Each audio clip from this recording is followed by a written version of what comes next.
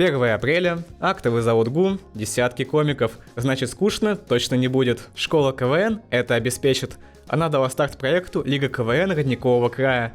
Вход свободный, но есть пара условий. При себе иметь креативные идеи и желание прокачаться в комедии. Началась встреча с лекцией по основам. Участники познакомились со сленгом КВНщиков. От рефрена, повтора шутки для ее усиления, до правды, жанра, где высмеиваются случаи жизни. Узнали гости и виды шуток. Гэг, каламбур, обманка. Научились тупить, то есть нарочно создавать комичные ситуации. В конце участники разыграли сценки, как в реальных играх КВН. Мероприятие посетили юные юмористы из разных вузов Удмуртии. Насколько я знаю, ситуация с КВНом не очень. Вот. На данный момент КВН сильно возрождается. Молодежным центром была поставлена задача возобновить КВН, и мы это активно делаем. Вот сейчас школа КВН, скоро начнем играть. В нашей республике нет единой региональной лиги КВН. Существуют только городские муниципальные чемпионаты. Игры теряют былую популярность. Молодые комики уходят на интернет-площадки, YouTube и ВК.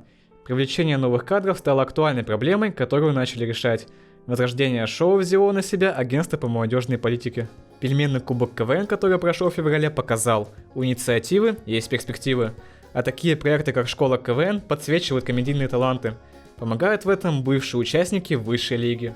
На данном этапе я думаю, что ситуация обстоит очень даже неплохо, потому что возродилась школьная юниор-лига, сейчас возрождается система лиг, которые будут курсировать в разных городах, игры будут проходить в течение года, плюс появились достойные призы, такие как поездка в Сочи для взрослых, поездка в Анапу для детей.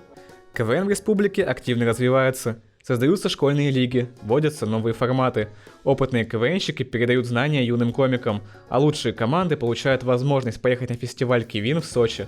Чтобы сохранять актуальность, КВНу нужен свежий взгляд и уникальные идеи.